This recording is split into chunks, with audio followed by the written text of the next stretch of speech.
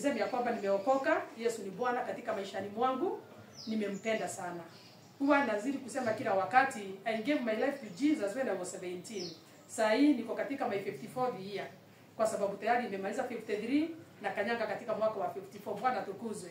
Na kama kuna kitu ambacho nimeona kikiwa kizuri, jambo ambalo nimeona ya kwamba siwezi nikalinganisha na chochote katika duniani hii, ni wakati ambao mtu ako na Yesu Kristo. Nimekuwa nikisoma Biblia mara nyingi na nimeangalia kutoka Revelation mpaka kuja huku Genesis, uende katikati, uende mwisho, uende mahali popote, utaona kote neno lake Mwenyezi Mungu ni neno ambalo la upendo kwake mwenyewe, kwa watu wake. Ni neno la upendo. Kama ni mtu unakuta kwamba anaelekezwa vile ambavyo ameweza kuponywa katika Biblia. Kama kuko na mtu ambaye ni mzuri, alifanya kitu ambacho ni kizuri, kinalingana na mapenzi yake Mwenyezi Mungu, unaona kwamba katika Biblia inaonyesha ni nini ambacho huyo mtu aliweza kufanyiwa.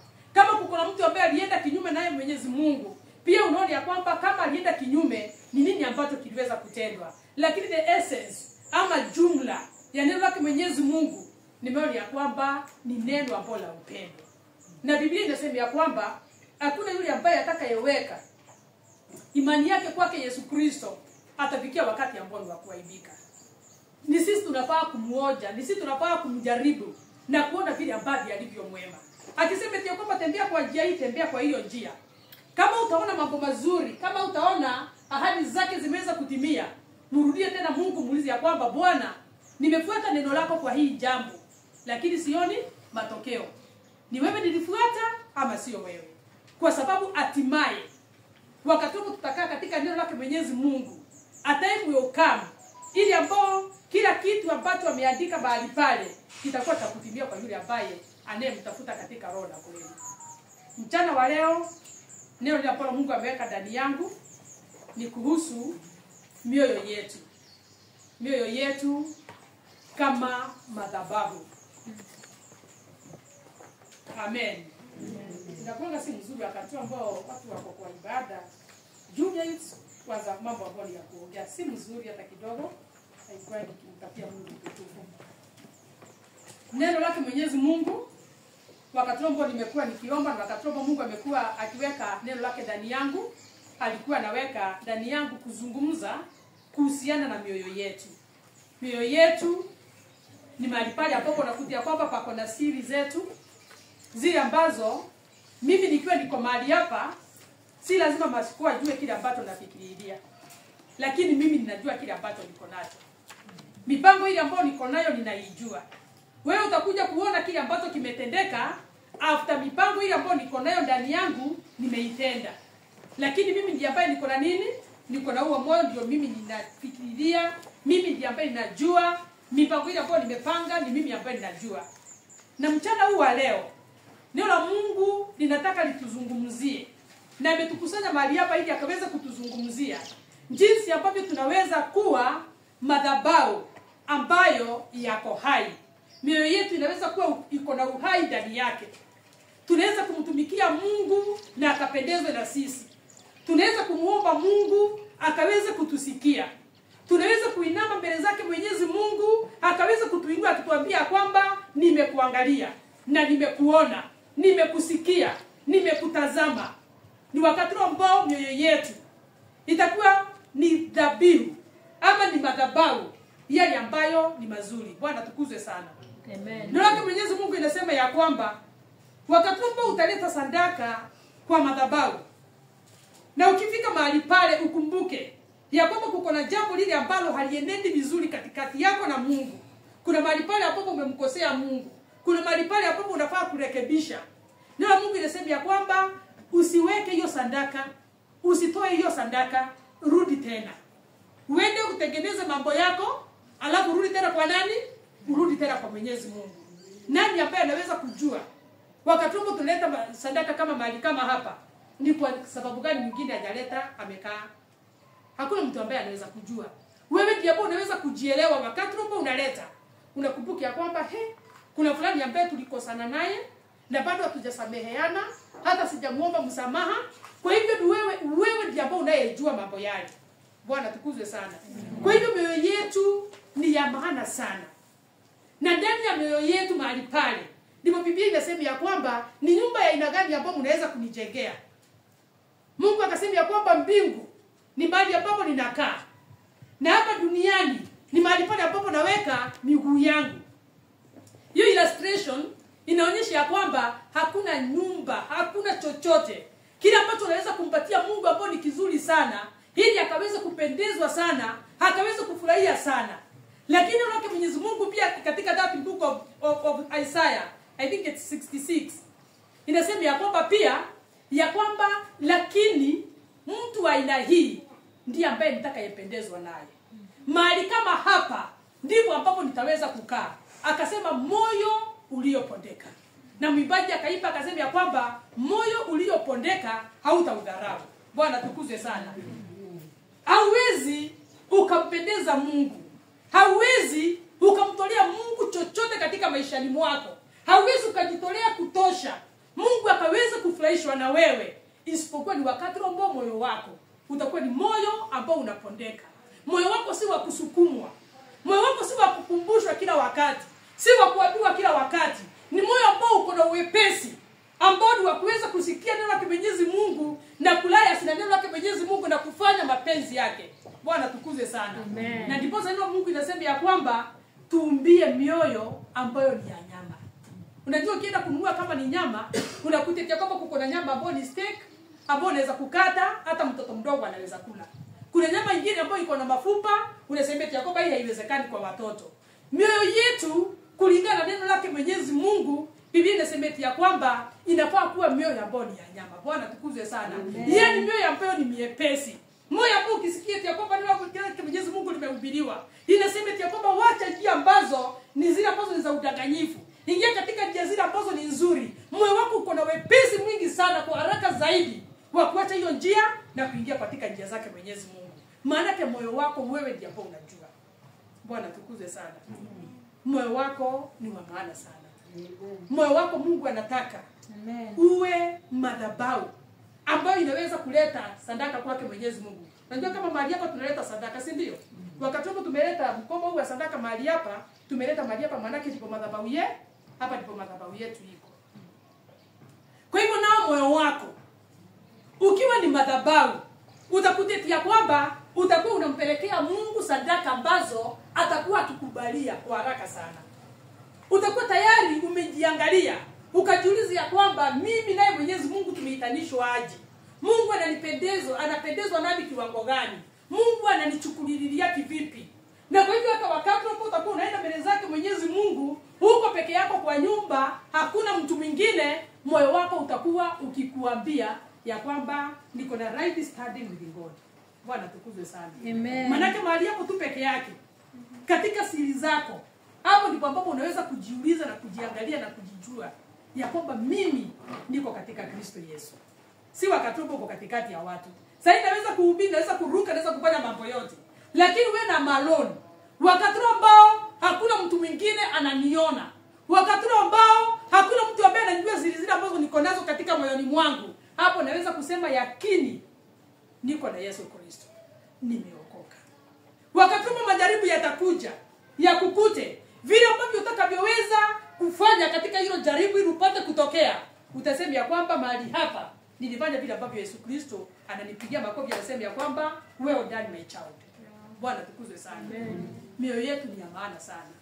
Pia Biblia inatuambia kwamba mioyo yetu pia ni gonjwa. Moyo wa kila mmoja unakuwa uko na ugonjwa ambao ni wa kujidanganya. Na ndio maana unaona Biblia ikisema ya kwamba kuko na njia ambayo inaonekana kuwa ni nzuri machoni pa mwanadamu, lakini mwisho wake ni upotevu. Na mtu si eti kwamba atafuata ile njia kama juu ya kwamba ni njia upotevu, anajua maana yake moyo wake unashuhudiwa. Moyo wako ndiye ambao unakuwa contact point yetu na Mungu. Roho Mtakatifu akujaki kwa hii nyama. Hii nyama inaweza kuwa dhaifu. Hata wakati mwingine anaweza kujisikia kwamba hata siwezi nikasimama, hata wakati mwingine nijisikia kwamba niko na uchovu sana, hata siwezi nikafanya hivi na vile vingine. Lakini moyo wangu, hiyo ndio madhabahu yake Mwenyezi Mungu. Hiyo ndio contact point yake Mwenyezi Mungu. Na tunaambia kwamba mioyo yetu iko na ugonjwa ambao ni mbaya sana, mkali sana. Mgonjwa ambao ni wa kufisha. Ukisikia mgonjwa ambao ni wa kufisha, neno la Mungu linasema hivyo ni kumaanisha ya kwamba Mungu anajua. Aliyetuumba anajua. Bwana tukuze sana. Na nasema ya kwamba hakuna yule ambaye anayeweza kuuponya moyo wako isipokuwa ni Mungu peke yake. Yeye ndiye ambaye anakujua, yeye ndiye ambaye anakuelewa, na yeye ndiye ambaye ametupatia katiba hii ambayo ni neno lake, ili kila wakati ukisikia ya kwamba ni kama unaenda hivi, ni kama mawazo yako inakwenda hivi, unaenda kwa neno lake Mwenyezi Mungu. Unauliza ya kwamba vile mawazo yanaenda hivyo ndivyo Mungu anavyosema. Kwa hivyo unarudi tena katika njia ya Mungu kwa haraka sana. Na kwa hivyo moyo wako utakaa moyo ambao umepona. Bwana tukuzwe sana. Na moyo ambao umepona utakuwa unaonyesha Mkristo ambaye ako na Mungu kabisa. Mtu ambaye Mungu ni rafiki yake. Mtu ambaye Mungu ndiye hako hapa kwa hapa pamoja na yeye. Bwana tukuzwe. Amen. Kwanza tusome neno lake Mwenyezi Mungu, kwa sababu neno lake Mwenyezi Mungu kila wakati, neno lake Mwenyezi Mungu linakuwa liko na nguvu, na linapokuja huwa linatumwa kwetu ili likaweza kutuponya. Kwa hivyo hata tunaposema tunaingia katika kipindi ambacho ni cha maombi, kwa sababu ya wale ambao ni wagonjwa, wale ambao wana mahitaji tofauti, wacha kwanza tuanzie na hili neno lake Mwenyezi Mungu. Tuanze uponyaji wetu. Yule ambaye wanapona ni yule ambaye wanakubali kunywa dawa. Mwimbaji akaimba akasema ya kwamba kunywa dawa. Bwana tukuzwe. Ukiwa uko mgonjwa uende kwa hospitali upatiwe dawa, ukatae kunywa dawa, utakufa tu, dawa ziko hapo kwa meza. Kwa sababu umeenda kwa hospitali maana yake ulisikia vibaya, daktari akwambia kwamba ninaona hivi na hivi vingine, akufanyia test, na ikafikia wakati ambao amekupatia dawa, amekwambia hata shindano, wengine wamesema hapana, sitaki kudungwa. Tunaona wengine wanakataa hivyo. Na kuna watu wako na right. Ukisema hapana, daktari akusukumilia. You have the right. Bwana sifiwe sana. Amen. Kwa sababu ni wewe. Si daktari anaumia, ni wewe. Kwa hivyo ukipatiwa dawa na ukatae kunywa, utajikuta ya kwamba mambo yatakuharibikia, maisha yako yataenda vibaya, ili hali Mungu ameshughulika yake yote na akakupatia dawa na uko nazo. Dawa yetu tunatoa kwa neno lake Mwenyezi Mungu. Kwa hivyo nataka tukaanze na neno la Mungu katika kitabu cha Hebrews 11 and verse 6.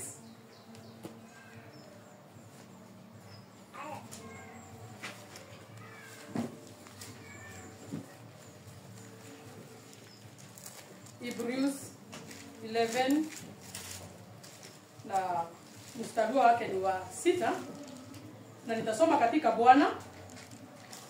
Neno la Mungu linasema ya kwamba lakini pasipo imani haiwezekani kumpendeza. Kwa maana mtu amwendeaye Mungu lazima aamini kwamba yeye yuko, na kwamba huwapa thawabu wale wamtafutao. Bwana atukuzwe. Amen. Haiwezekani ukaweza kumpendeza Mungu kama moyo wako hauna imani katika huyu Mungu ambaye unayemwendea. Na ndio maana unaona Biblia inasema ya kwamba yeyote yule ambaye anayemwendea Bwana, hata bila mtu tumetoka manyumbani mwetu tukaja mahali hapa, lazima mioyo yetu ambayo ndio ambayo si dhabihu sasa, ambayo ndio madhabahu ile ambayo inapokea ama ile ambayo inaleta sadaka kwake Mwenyezi Mungu, lazima iamini. Lazima tutrain mioyo yetu kuamini huyu Mungu. Lazima tujitrain katika njia zote kuamini neno lake Mwenyezi Mungu. Bwana sifiwe sana. Amen. Lazima ukubali kama wewe ni Mkristo, kama unataka msaada wake Mwenyezi Mungu, lazima utrain moyo wako ya kwamba pasipo imani, na imani haingiagi kwa kichwa, imani haingiagi kwa mdomo, imani haingiagi mahali pengine. Imani inakuwa katika moyoni mwako. Maana kutoka kwa moyo wako ndio hapo utafanya kitu kile ambacho umeamini ndani yako. Ndio utajikuta ya kwamba unaweza kushauti sana. Maana kuna imani ya kwamba kama kuko na mtoto wako mahali pale na anataka kuanguka kwa ile maji, ukimshautia kabla ya kukimbia, ataachilia kwenda kwa ile maji. Utamwambia wewe acha kwa nguvu sana. Maana hivyo ndivyo kama imani yako ilivyo. Kuna mwingine ambaye kwa imani ya kwamba nitakimbia by all means, maana hata nikishauti mtoto hataweza kusikia, niende nimshike. Kwa hivyo utaona mtu akiact kutokana na imani ile ambayo iko ndani yake. Na kwa hivyo kwake Mwenyezi Mungu, Biblia inatuambia kwamba bila kuwa na imani. Na imani tunapata kwa neno lake Mwenyezi Mungu, kwa kusikia Injili. Wakati ambapo tunasoma Injili, tunapata imani yake Mwenyezi Mungu na inaingia ndani ya mioyo yetu. Kwa hivyo bila imani ni vigumu sana kumpendeza Mwenyezi Mungu. Tusome tena katika kitabu cha Proverbs. Proverbs mlango wake ni wa 4 mstari wa 23.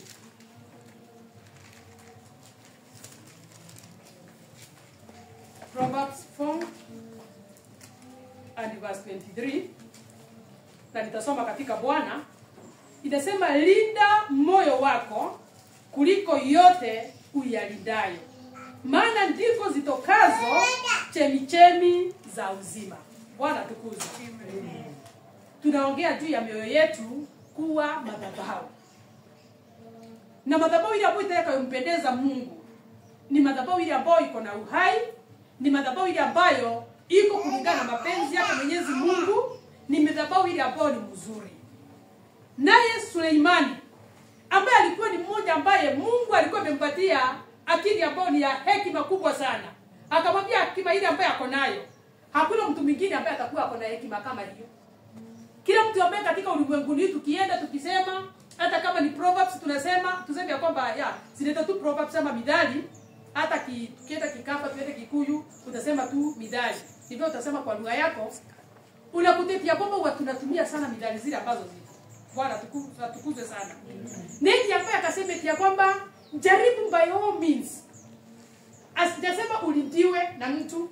Eti ya kwamba mimi kwa sababu nimemzaa mwekali niende nikalinde moyo wake. Naweza kumuombea, ndio. Lakini yeye ako na uwezo wa kulinda moyo wake. Kwa sababu sitakuwa natembea na yeye kila wakati bali popote pale ambapo anaenda. Sitakuwa kila wakati nakaa nikimuuliza ya kwamba umekaa aje, umeshinda aje. Haitawezekana. Mimi ni mwanadamu. Wakati mwingine nitakuwa niko chini, hata mimi nataka msaada wake. Akaweza kusimama na mimi, akaweza kuniombea. Lakini kila mtu hako na jukumu. Bwana tukuzwe. Kila mtu hako na jukumu ya kuulinda moyo wake kuliko vitu vingine vyote. Mungu aliniambia kwamba tuko na mambo mengi sana. Tuko na mali nyingi sana. Tuko na utajiri mwingi sana. Tuko na chakula kingi sana. Tuko na mambo mazuri zaidi. Lakini Bwana hajaangalia mambo hayo mengine yote. Amesema kitu kile ambacho ni cha maana katika maishani mwako, linda sana moyo wako kuliko vitu vingine vyote. Na akasema ni kwa sababu gani? Hapo katika moyoni mwako ndipo panatoka chemichemi za uzima. Ukitaka uzima uko katika moyoni mwako. Hata watu ambao wako na cancers, wao wanakuja kwamba wako na cancer na daktari, na anaenda na anakataa. Na imepimwa imeonekana. Lakini moyo wake unasema hapana, sina hiyo, hata anakataa hiyo dawa. Na hatimaye unakuta kwamba huyo mtu anapona.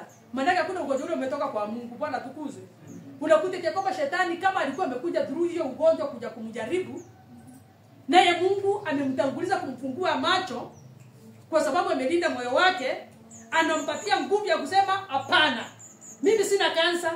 Na unakuta kwamba kansa inakuwa hakuna kwa sababu ni kitu ambacho ni negative. Kile ambacho kilikuwa kinakuja kwa mwili wa huyu mtu. Na huyo mtu moyo wake umemwambia sema hapana. Maana yake ni chemichemi ya uzima inaongea. Utakuta uzima unaingia. Let's train our hearts. Kuwa na tupate kuweza kutaka zaidi kulinda mioyo yetu.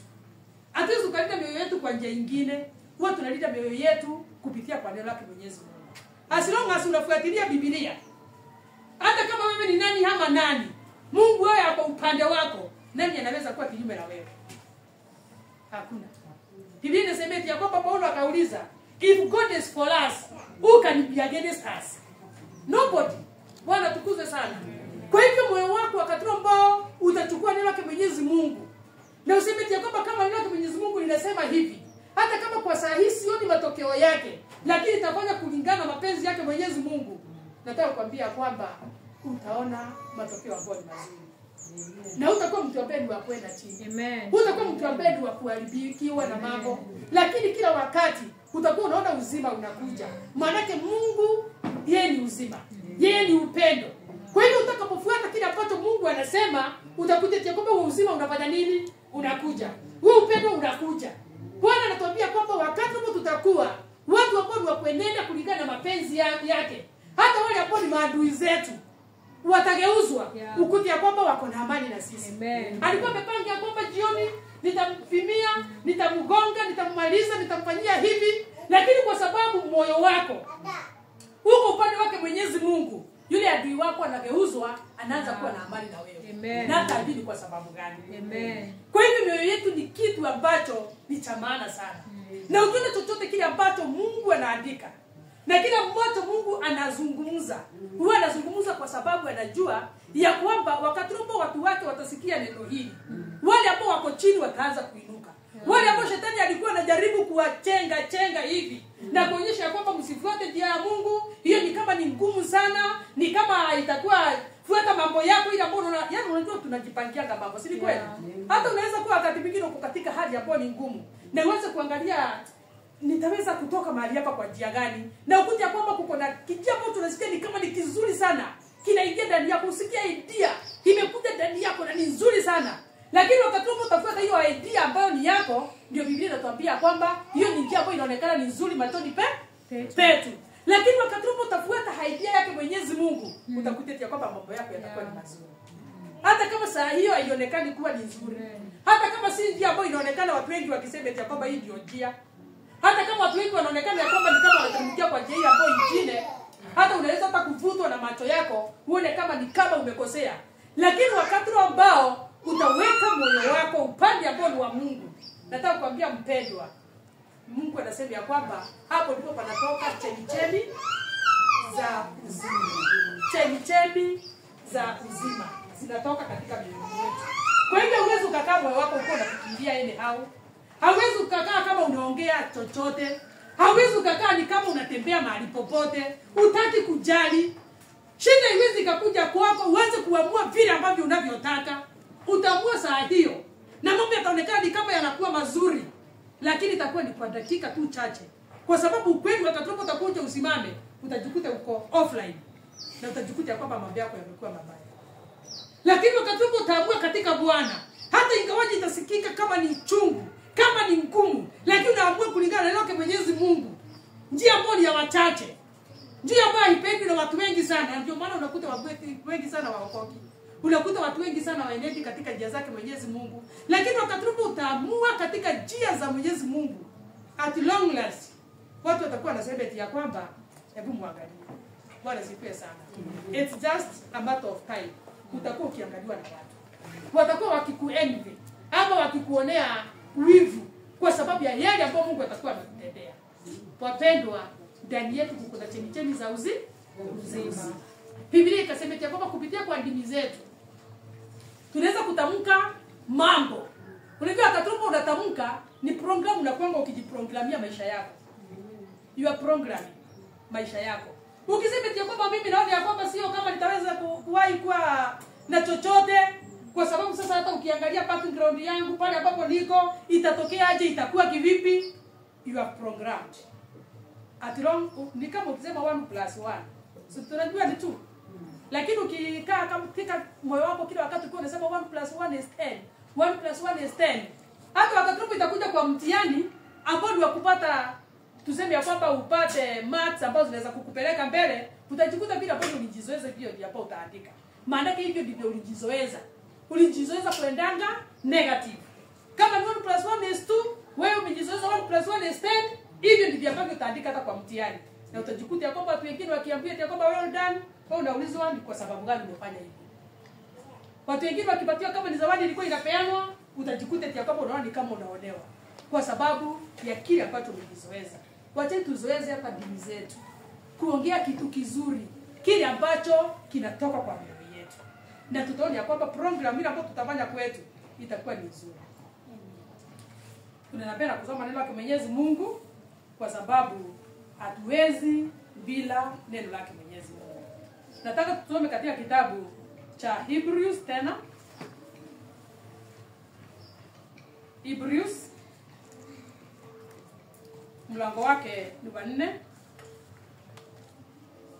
mstari ni wa 12 na 13.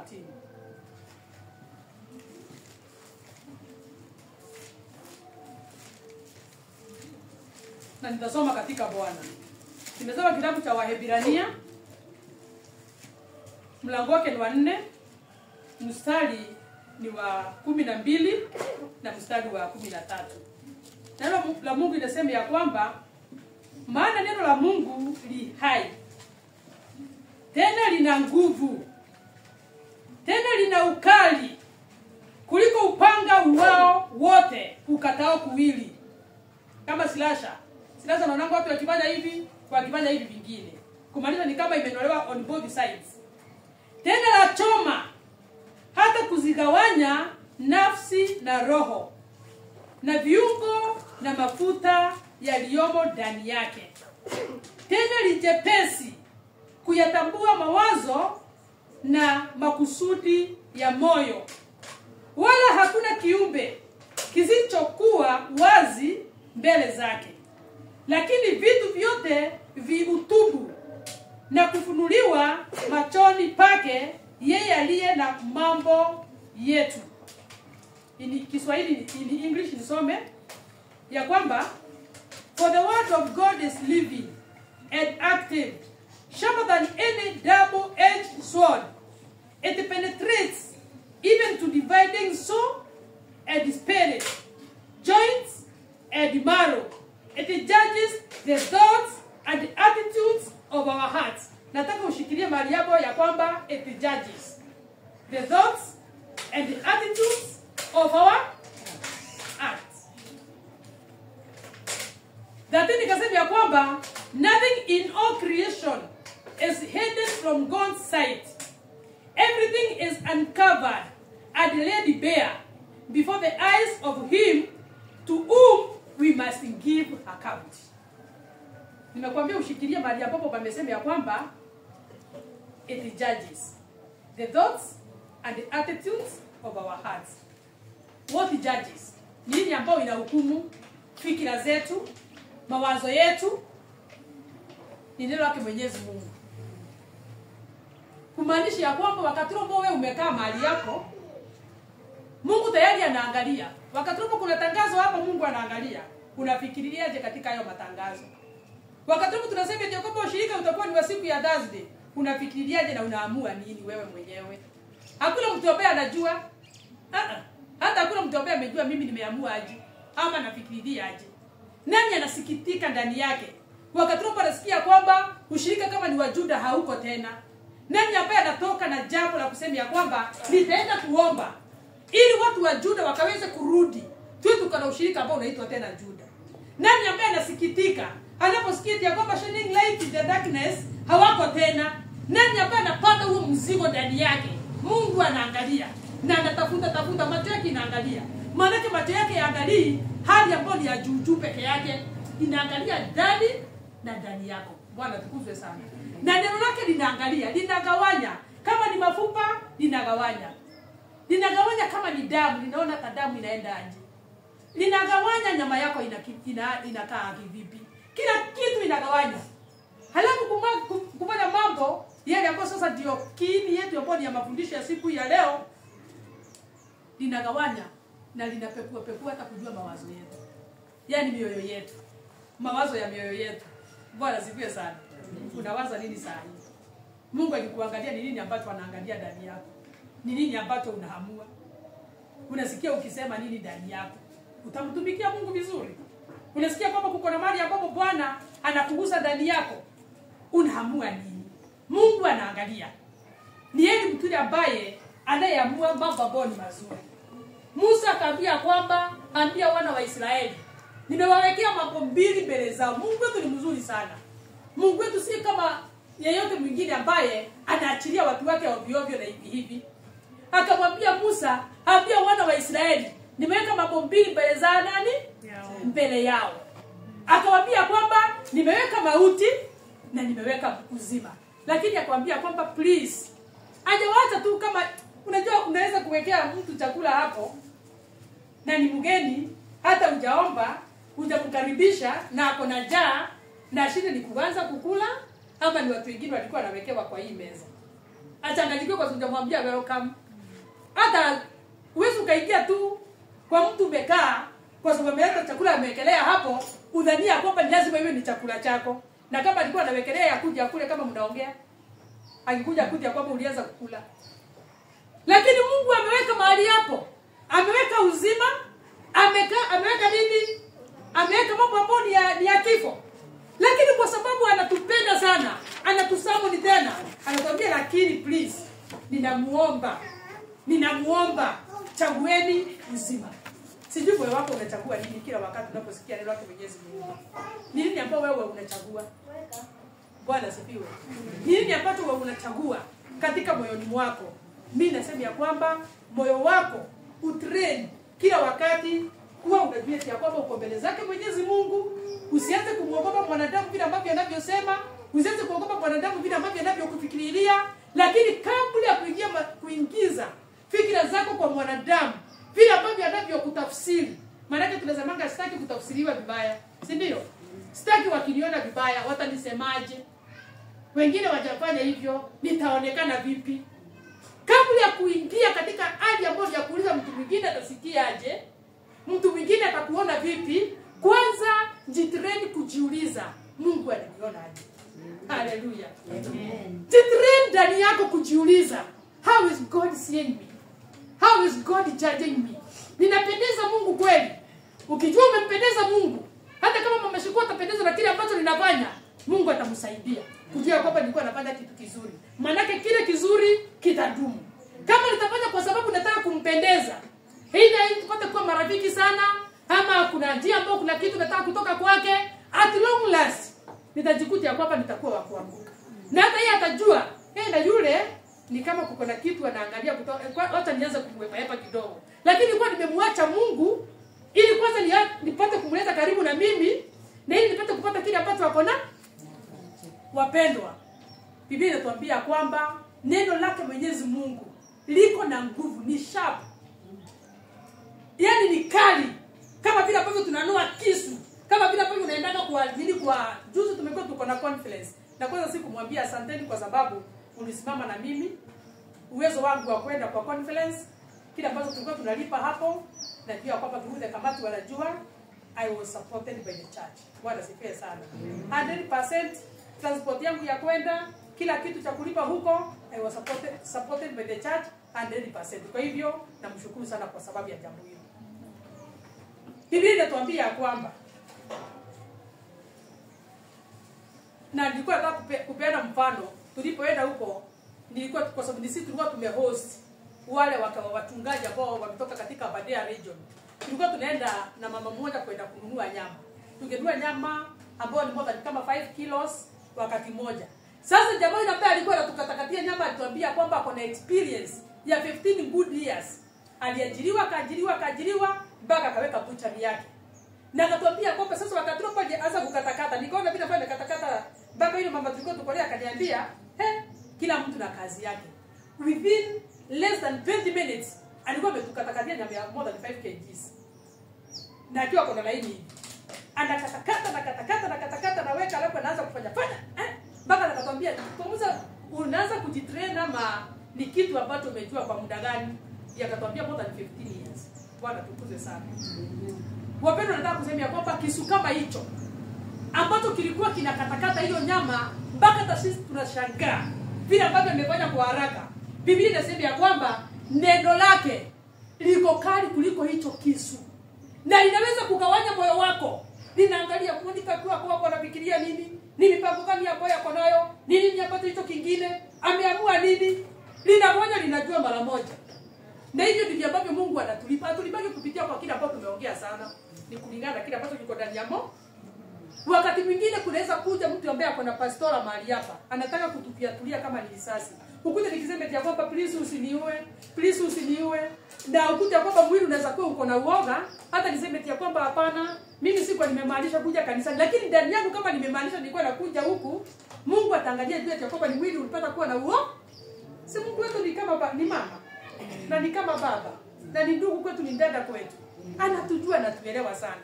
Kumaanisha kwamba hata wakati ambao uko mdhaifu sana, hata hujaweza kuja kanisani kwa sababu ulikuwa unajisikia hata sio kama unajielewa vizuri. Ni kama unajisikia kwamba hata nini ama uko mgonjwa katika mwili. Mungu atasema ya kwamba atakubariki kwa sababu umelala nyumbani. Yeye ndiye ambaye ataangalia mama Shikua amelala nyumbani kwa sababu gani. Na ukuje kwamba ataweza kubarikiwa kuliko yule ambaye amekaa mahali wapi? Bwana tukuzwe sana. Amen. Yaani naongea mambo yote. Nikisema ya kwamba neno lake Mwenyezi Mungu akatupo lilikuja kwangu usiku. Nilipokuwa ninaomba. Mungu alikuwa anasema tutunze sana mioyo yetu. Tutunze mioyo yetu sana. Na kutunza moyo wako ni kumaanisha kwamba utaki kujali Shadrach anasema nini. Utaki kujali Bwana fulani anasema nini. Unataka kujali kwanza Mungu anasema nini. Mambo mengine yote yatafuata. Yatafuata mkono. Hata tunasemanga maji ufuata nini? Mkono. Utamwaga maji hapa yaanze kupanda. Kama pakona kamlima umwage maji. Hata useme kwamba hapana maji wacha kwenda hivi batapanda kidogo. Utafanya hivi maji itakumwagikia na itaenda. Kwa sababu lazima ifuate mkondo wake. Na neno lake Mwenyezi Mungu ni tu sawa na hayo maji. Lazima lifuate mkondo wake. Kwa hivyo moyo wako kila wakati jaribu by all means kuona ya kwamba kwanza reverence yako ni kwa nani? Kwa Mungu. Hapo pengine mwanadamu kama atakubaliana na wewe atakuja kuingizwa na Mungu. Mungu atamuingiza kwa njia zake. Maana sio sisi ambao tunaingizanga watu. Mungu ndiye ambaye atamuingiza. Na tumeambiwa namba 13 ya kwamba wala hakuna kiumbe kisichokuwa wazi mbele zake. Lakini vyote viutubu ama viko wazi na kufunuliwa machoni pake yeye aliye na mambo yetu, ama yeye yule ambaye tutakayempelekea kumwambia mambo yetu yote. Ni kama sasa tuseme ya kwamba saa kama hii mimi niko na jambo ambao tuseme ya kwamba nimeacha na nimeambia mtoto fanya hii na hii na hii na hii na hii na hii na hii. Wakati hapo nimetoka kazi nikuje nikute ya kwamba kama nilikuwa nimemwambia uondoe hizi vitu hapa kwa meza na niliacha kama nimemwambia hata nikarecord. Ili nikikuta zikiwa ziko hapo namuuliza Lecho nilikwambia mama hapana sikusikia nimwambie kuja. Lecho utoe hii vyombo hapa na uzioshe na uangalie kuku na ufanye. Mama nitafanya hata nakuja kufanya tu saa hii. Okay. Na bibi. Nimse ndio hiyo sauti. Nani ambaye alikuwa anasema hivyo? Si ni wewe? Hivyo ndivyo tunakuwa tuko mbele zake Mwenyezi Mungu. Tuko hivyo wazi. We are very wazi. Bwana tukuze sana. Very open. Hakuna kitu kile ambacho kimejificha kutoka kwetu kwake Mwenyezi Mungu. Eti kwamba ni kama atakuwa anakuulizia kwamba ni kweli. Na ndio mtoto anaweza kukuchanganya kwambia au kukwambia. Lakini kama ulirecord, kama kwetu kazini, watu walikuwa wanaacha kazi. Nashukuru sana Mungu kwa sababu ya mtandao. Wanaacha kazi, unakuja tia kwamba sisi tunaenda na shift. Unakuja ukiingia kwa shift yako, kazi iko hapo imekungojea mpaka unafanya kazi ya watu kama wawili. Lakini ukimwambia mkubwa sikuweza kufanya yangu nikamaliza kwa sababu nilikuta kazi, hata wawezi wakaelewa. Ukienda ukuta kuna mtu ameacha kazi yake, unaenda kwanza unapiga picha. Natukuzwe. Unaenda unaipiga picha. Alafu na unaweka kwa mtandao, unamtumia mkubwa, unamwambia kwamba hivi ndivyo nimekuta. Uko hivyo. Kwa hivyo mimi naanzia kazi ya mchana, naanza kama sasa ninaingia saa 7. Naanza kazi ya mtu ambaye aliingia huko asubuhi. Kwa hivyo atakuja na evidence kesho yake. Hamna Jacqueline. Jana ulifanya kazi yake na aje? Mimi nani wewe mkubwa wangu nilifanya vizuri sana nikamaliza. Amlete kwamba hebu kuja. Hii unaona ilichukua saa ngapi? Ndio umechukua exactly saa 7 bila kwamba umeingia tu hivi. Unaona kama hii ni kazi ya huyu? Si unaona hii inakuanga ikirekodi kila kitu. Kwa hivyo Mungu ako na recording yetu. Mungu anatujua, Mungu anatuelewa. Wacheni tukaweze kutamani sana kujilinda mioyo yetu kuliko vitu zingine zote. Kwa sababu yeye ndiye ambaye tutakayempelekea hesabu yetu yote. Tusome katika neno lake Mwenyezi Mungu. In the book of Samuel, 1 Samuel,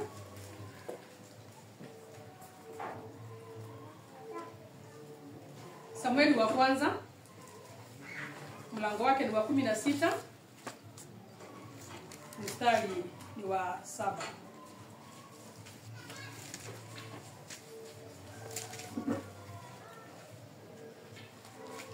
sitaki tupoteze kuelewa pale ambapo tunaelekea. Kila wakati mstari wote ile ambao ninaleta tunaongea kuhusiana na mioyo yetu. Mioyo yetu na Mungu wetu. Moyo wako ndio wewe. Moyo wako ndio wewe. Maana wewe ndio ambao unajijua. Bwana tukuzwe ndio unafanya nini? Unajijua. Na hapo ndipo Mungu anataka kuonyesha kwamba sio wewe peke yake unayejijua. Hata shetani anakuanga akikujua na ile yangu kile ambacho uko nacho ndani yako unafikiria. Maana kuna watu watatu ambao huwezi ukadanganya katika duniani hii. Huwezi kumdanganya Mungu. God is a spirit. You cannot lie to God. You cannot lie to Satan. Kwa sababu ndiye ambaye alikuongoza kufanya kile ambacho ulikuwa unafanya. Na akakupigia makofi. Na akamaliza kujua eti kwamba huyo ni wangu. Huwezi ukajidanganya wewe mwenyewe. Maana wewe ndiye ambaye ulikuwa unafanya yale maneno. Bwana tukuzwe sana.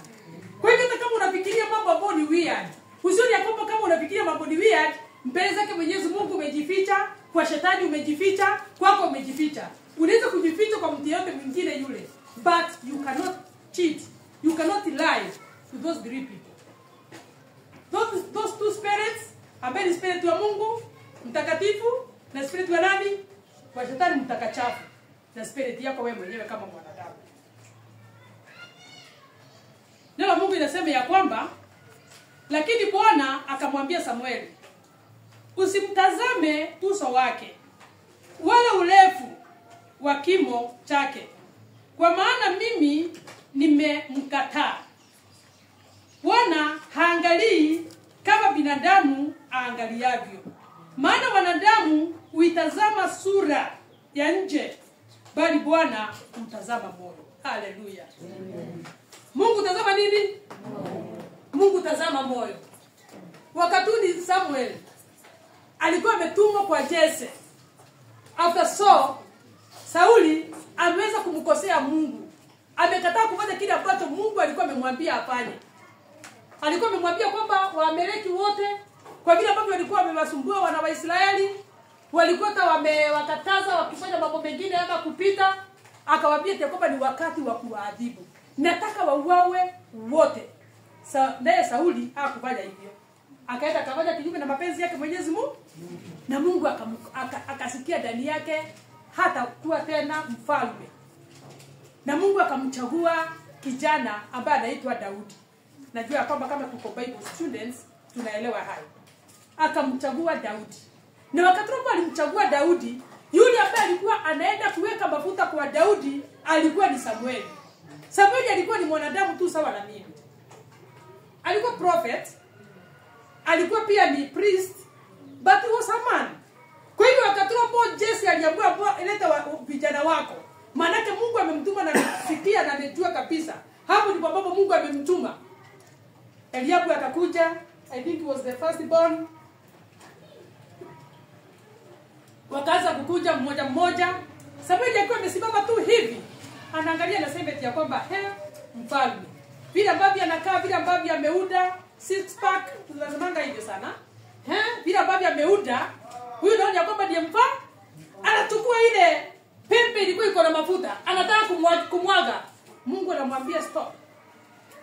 Anashindwa lakini naona kama huyu ni mzuri. Mwingine anakuja kama vile hapo unaonanga wakati wa siasa. Hakuna kiongozi ile ambaye hata sahihi hata wale ambao tunalalamika kwa sababu yao. Hawakujangi unakuta kia kama wengine wanaleta pesa, wanaleta hiki, wanatuambia tutamfanyia hivi, kanisa nikiingia nitamtengea within overnight. Kwa hivyo unakuta kia kama mchungaji anasema nyote niko fulani. Lakini umemchagua, ameingia pale kwa kiti. Atafanya hata hiyo overnight. Atangoja hata miaka 5 itaisha hata kama hata akumbuki. Maana yeye anatafuta kura ya kuingia. Hapo anatafuta kumjengea hii.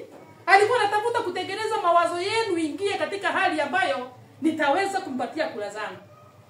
Kwa hivyo huyu mtu ambaye anaitwa ni Samueli, mtumishi wake Mwenyezi Mungu. Akaona vijana wale ambao wanakuja. Yeye anajaribu kila wakati kufanya nini?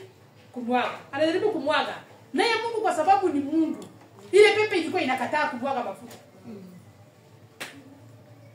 Yaani ni pembe niko na haya maji nifanye hivi kwa sababu sio huyu ambaye Mungu anataka akunywe maji ikue ice, ikue kama mawe ndani. Mmekusikia hivyo tena? Sio ni matendo yake Mwenyezi Mungu. Mpaka wakati ambapo Mungu aliangalia huyu Samueli akaona kama Samueli anataka kufa moyo. Maana Daudi hata hakuwa kwa karibu. Daudi alikuwa huko akiwa anachunga ng'ombe kondeni. Ndio alikuwa anachunga nini kondoo za baba yake. Sasa Mungu ni kama aliangalia akaona mtumishi wake ameanza kufa moyo, ni kama anaona ni kama nimechanganyikiwa, kama sio hapa ambayo niliweza kutumwa. Na kweli Jesse, kwani kuna Jesse mwingine majina ni mengi, inawezekana si Jesse huyu. Mungu akamwambia hapana, hapa ndipo ambapo nilikutuma. Lakini unaangalia na macho ya nini? Ya nyama. Na ndipo akamwambia kwamba wacha kuangalia urefu wa hawa watu. Wacha kuangalia vile ambavyo wako na six pack. Wacha kuangalia vile ambavyo wameunda, hapana, wacha kuangalia mambo yote. Mimi Mungu angalia moyo. Haleluya. Amen. Na huo moyo ndio tunakuwa kwamba tukuze sana. Maana Mungu asemaje kwamba Frida, enda ukaniangalilie Shadrach moyo wake. Mimi nitaweza kweli? Hata wakati mwingine wangu pia naweza kuwa niko chini. Kuna mama ambaye amewahi kunipigia simu. That time I was so down. So down. Ne mama ananipigia simu ili aniambie mambo ile ambayo anaweza kumsaidia kwa maombi. Before God hata sikuchukua simu yake. Kwa sababu mimi pia nilikuwa niko chini. Sasa nikasema eti kwamba mimi niko chini, ananipigia nimsaidie. Sasa nitamsaidia kwa njia gani? Nilijituliza tu na nikasema ni hivyo tu. Kama atakosa kwa mshirika kwa sababu ataombewa na kwa mchungaji, wacha ikwe. Kwa sababu I was down. I'm a human being. Bwana tukuzwe sana. Unaweza kuniambia kwamba Frida nisaidie na shilingi 100. Wakati unaona kabisa vile poa nimevaa, vile poa nimekaa, ni kama sifai kuwa ninakosa hiyo pesa. Lakini inawezekana kuwa nimekuja miguu. Haujui. Ni vile poa niliamka mapema nikajua kwa sababu si mimi ninajielewa. Nikajua kwa sababu lazima nikuwe kanisani, nikaanza safari yangu saa 12. Ili nikuwe niko mahali hapa mapema. Mungu akamwambia Samueli, mimi Mungu huangalia moyo. Na moyo ambao ulikuwa umeangaliwa ni wa Daudi. Na watu wakaambiwa hawatakaa chini mpaka wakati Daudi alikuja. Ndio wakati alifika tu hivi. Ile pembe ambayo ilikuwa unajua mafuta. Pembe ilikuwa iko na mafuta. Mafuta ilikuwa inakataa kumwagika. Ilianza kuchamuka tu hivi. Daudi akiingia tu hivi, hata Samueli mwenyewe siku nimekosea njia. Akaanza kuona vile ambavyo hata yeye anasikia warm. Ya ile mafuta vile ambavyo imemchoma mikono, akamwagilia mafuta wakati ule. Bwana sifiwe sana. Mioyo yetu ni ya maana sana. Wapendwa, nataka kusema kwamba kama kuna kitu unafaa kulinda, kama kuna kitu ambacho unafaa kuangalia maishani mwako, wakati umelala, mawazo yako. Daudi akasema kwamba Mungu nichunguze hata mawazo yangu. Ninapolala Bwana yachunguze kama yanalingana na mapenzi yako. Maana yake bali pale uko peke yako. Mungu niangalie. Wakati nimesema ya kwamba saa 10 nitaenda mahali fulani. Niangalie kama naenda kwa sababu ya upendo wangu ama naenda kutimiza mapenzi yako. Kama ni upendo wangu Mungu, hata fanya mambo haya yasiendelee. Na Mungu ni mwaminifu. Mungu huangalia mioyo. GSBC family. Mungu anatukumbusha mchana huu wa leo ya kwamba Mungu huangalia moyo. Enenda tu kwa njia zake Mwenyezi Mungu na Mungu atakuwa kukubariki. Neno la Paulo la tupande ya Paulo wa mwisho. Tukimalizia. Tutasoma katika kitabu cha First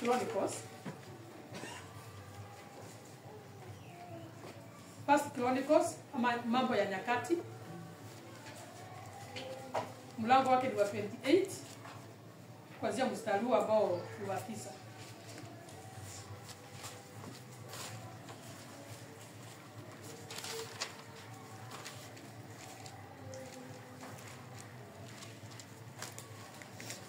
Na nitasoma katika Bwana. First Chronicles 28 verse 9. Neno Mungu inasema ya kwamba nawe Suleimani mwanangu, mjue Mungu wa baba yako, ukamtumikie kwa moyo mkamilifu na kwa nia ya kumkubali. Kwa kuwa Bwana tafuta mioyo yote na kuyatambua mawazo yote ya fikra. Ukimtafuta ataonekana, nawe ukimwacha atakutupa milele. Sijui kama unashika mahali hapo ambapo ni pamoja. Nataka tushike mahali pale ambapo panakuja moyo. First Chronicles chapter 28 verse 9.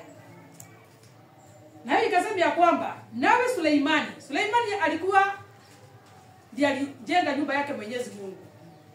Ni Solomon. Na alikuwa anaongelezwa haya maneno na baba yake Daudi. Daudi ambaye alikuwa ametembea katika njia zake Mwenyezi Mungu, katika Mwenyezi Mungu. Na wakati Mungu alimwambia kwamba wewe hautanijengea hekalu. Kwa sababu Daudi alikuwa ni mtu ambaye ni wa vita. He was a warrior. Na alikuwa amemwaga damu nyingi sana. Lakini ndani yake alikuwa ametamani sana ajenge hekalu lake Mwenyezi Mungu. Na Mungu akamwambia kwamba Daudi utanijengea hekalu. Naona moyo wako, naona upendo ule ambao uko nao, lakini hekalu utanifanya nini? Utanijengea. Lakini nitakuonyesha yule ambaye atakayenijengea na atatoka kwako. Wewe ndio ambao utakayejenga nyumba yangu. Suleimani akaambiwa hivi. Lakini naye wakati ambao anakuja kuanza kupatiwa usukani na baba yake ili apate kuongoza, akaambia kwamba nawe Suleimani mwanangu, mjue Mungu wa baba yako. Akamwambia, yani kama tuseme kwamba Caleb, mimi nimemfuatilia Mungu vizuri na nione ya kwamba sasa saa hii obvious kama wazazi wangawanaacha urithi wao kama ni kwa watoto, si kweli? Hata kama tuseme kwamba ni mchungaji akiwa kwa mahali hapa, kuna mahali ambapo atafika ufikia kwamba akisema eti kwamba Caleb chukulilia. Bwana sifiwe sana. Ongoza. Kwa sababu anaona ya kwamba ametoka ndani yake. Na ameona ya kwamba akitembea, ameona njia zake, amemuelewa, na kwa hivyo anaweza kustand a better chance ambayo ni ya kuendeleza kile ambacho anaendeleza. Akamwambia kwamba ukamtumikie kwa moyo mkamilifu. Kwanza akamwambia moyo mkamilifu? Moyo mkamilifu. Akaambiwa tena na kwa nia ya kumkubali. Moyo mkamilifu hakuna mtu mwingine ambaye anaweza kumjua isipokuwa ni Suleimani peke yake. Atafanya nini? Ataambiwa ya kwamba nitamtumikia kwa njia ambayo ni kamilifu. Na kaambiwa nia yako, fikra zako ziwe zinamkubali Mungu. Bwana tukuzwe. Fikra zake akaambiwa zimkubali nani? Fikra zako zinamkubali Mungu kweli? Hebu jiulize tu hivi. Fikra zako wakati unasikia neno lake Mwenyezi Mungu, huwa zinakubaliana na Mungu? Ama zinasema eti ya kwamba I'm just passing time? Ama zinaona ya kwamba ni kama Mungu, ni kama ni nini? Sielewi, sijui. Unakubaliana na Mungu? It's very much important upate kuangalia na kujiuliza. Akaambiwa kwa sababu gani anaambia ya kwamba kwa njia kamilifu na kumkubali Mungu? Akaambiwa kwa kuwa Bwana tafuta. Kwa hivyo Mungu tembea kama anatafuta. Anatembea kama anatafuta. Anatafuta mioyo yote. Na kuyatambua mawazo yote ya fikra. Na anatambua mawazo yote ya fikra. Mungu ambaye anayekujua. Mungu ambaye anajua hata hesabu ya nywele zako. Neno la Mungu linasema eti kwamba huwa anatafuta. Hata wakati roho namuomba, Biblia inasema eti kwamba wakati mwingine tunaomba lakini hatupati kwa sababu tunaomba vibaya. Umeomba sana. Umeomba, lakini Mungu akiangalia, huyu anaomba hili, akipatiwa hii kiti, aanze kufuta watu. Nao watu wakifuta wataenda wapi? Na wako na watoto, wako na watu ambao wako na nyumba ambazo wanafaa kulipa. Hata kama uko na experience kubwa sana, hata kama tuseme kwamba uko na karatasi nzuri sana, Mungu anasema eti kwamba utaendelea kukaa katika kazi yako ya kuongoza. Kwa sababu nikikupatia hii kiti, hapo watu wangu watalia. Bwana tusaidie. Kwa hivyo unakuta kwamba Biblia inasema ya kwamba Mungu huwa anatafuta. Na Mungu huwa anaangalia mioyo yetu na nia zetu na fikira zetu. Na kimeweza kuangalia na akamwambia kwamba ukimtafuta ataonekana, na ukimwacha atafanya nini? Ukimwacha atafanya nini? Tusikie kama tuko pamoja. Ukimwacha Mungu atafanya nini? Atakuacha milele. Atakutupa milele. Hatakutupa milele. Kwa hivyo Mungu si kwamba anakusihi. Bwana zipe sana. Mwambie mwenzako ya kwamba Mungu akusihi. Mungu hakusii. Mungu hakusii. Eti kama mama Shiko, tafadhali nikubali. Tafadhali wacha kwenda kwa hiyo njia, tafadhali fanya hivi. Mungu hakusii. Mungu akanamiki sure. Hata wakati unakuta watu wataenda motoni, watu wengi sana. Wale ambao wamekataana na neno lake Mwenyezi Mungu. Si kwa sababu hawakusikia neno lake Mwenyezi Mungu, lakini kuko na kitu ambacho Mungu ametupatia ambao kinaitangwa self free will. Unaweza kujiamulia mambo yako. Sijui wewe bila kwa tumesoma neno lake Mwenyezi Mungu. Bila kwa Mungu ameniongoza, bila kwa alikuwa ameweka ndani yangu. Sijui wewe yako iko gani? Sijui kutoka siku ya leo umeamua aje ndani ya moyoni mwako. Sijui kama utakuwa unamuogopa mwanadamu. Sijui kama unakuja kanisani kwa sababu uko na vitu fulani. Sijui ni sababu gani ambayo utaweka. Ili ambayo utakutetea kwamba Mungu akiangalia anasema eti kwamba Shandeke atakuja just kwa sababu ya kuja tu peke yake. Kuna mmoja ambapo nilikuwa nafanya kazi. Ndiko mtu hapo alikuwa kwa mahali pale walikuwa wanalipo. Unaona kanisa linaendelea mbele vizuri, liko na watu wengi, lakini sasa ninasema yani sisemi wakati ule, lakini sasa hii nasema aidha kama wangetolewa ile ambao malipo ambao walikuwa wanalipwa ili wapate kuendeleza kazi, kuja kwamba ni nzuri sana. Aidha ungekuta kwamba kanisa ikiwa iko chini. Kwa sababu hakika sitting moja tu peke yake wanatandikwa kila mtu ngiri. Nani atakataa kwenda hata kama ametoka kazini, kama amechelewa ama kama amechoka? Si ataenda kwa mkutano? Hapo mahali hapo mimi nilikuwa nawapikia, mimi ninafanya sisemi mambo ambayo ni story. Nilikuwa nafanya kazi mahali pale. Na nilikuwa napewa freedom wakati hapo tuseme hapo kuna kamati ambayo ya kanisa every first week of first month of the week, na mbele hapo utapika. Unapika mapochopocho, chakula mzuri, mayai huko, fruits huko, nyama huko, tu vitu huko. Wakikuja breakfast yao ni ile heavy. Nani atakataa kwenda? Na ukitoka hapo tena utapatiwa transport, na utapatiwa kitu ya kuweka kwa mfuko. Hata ukipatiwa kibarua na mtu utaenda kweli? Kwa sababu unaenda kwa sababu hiyo ni vitu tuzuri. Na hata hapo ndipo tunaenda kwa sababu tunampenda Mungu. Tutakuwa na mikutano ambayo itakuwa inakaa tu pia kama hivi. Lakini kwanza first and foremost mioyo yetu iwe iko kwa nani? Kwake Mwenyezi Mungu. Tusimame mbele zake Mwenyezi Mungu. Najua dawa ya kuponya hata ukienda kwa hospitali. Nani amewahi kwenda kwa hospitali akaona mtu anawekwa drip? Monica amewahi kuona. Onekana drip hapo ni na maji roba inakuanga inaendaga je? Kadogo. Kwa hivyo ninajua kile ambacho kimeingia sasa. Si lazima tuweke hapana. Najua mpaka hapo umesikia neno lake Mwenyezi Mungu, na yule ambaye ni wa kusaidiwa amesaidiwa na neno lake Mwenyezi Mungu. Na mimi nataka kukwambia kwamba Mungu akubariki sana. Moyo wako aubariki. Nasema ya kwamba ubarikiwe. Wewe ambaye ni mgonjwa nasema ya kwamba upate uponyaji kwake Mwenyezi Mungu. Maana yake moyo wako uko receptive. Wewe ambaye unayetafuta kama ni kazi, unatafuta Mungu akaweze kukuinua, Mungu akaweze kukuweka katika kitengo kingine. Nasema ya kwamba may you receive that in the mighty name of Jesus Christ. Amen. Because your heart is receptive. Amen. Yesu Kristo wakati alikuwa ametuma mitume wake, aliwaambia kwamba wakienda mahali pale ambapo watakaribishwa, nyumba ile ambapo watakaribishwa, waseme amani. Na kama kuko na mtu wako mahali pale, moyo wake umetengenezeka, una receive ile amani, utakuta hata kama wengine watasema eti kwamba ni wahubiri tumewazoelea. Nilikuwa ninakaa chini asinione ni kama kwa sababu ananionanga kanisani wakati mwingine asione kama mimi ni mbaya sana. Lakini mahali pale kuko na mwingine ambaye amesikiza hilo neno, limeingia ndani yake, amelipenda na anasema eti kwamba Bwana nitafuata hili neno hivi ndivyo. Kwa hivyo amani wakati roho imesemekana, huyo mara mmoja anapata ile amani yake Mwenyezi Mungu. Bwana tukuzwe. Nasema ni wakati ambao tunataka twende mbele zake Mwenyezi Mungu kwa maombi. Tuko na dada yetu ambaye ni Pauline, tutakuwa tunamtaja.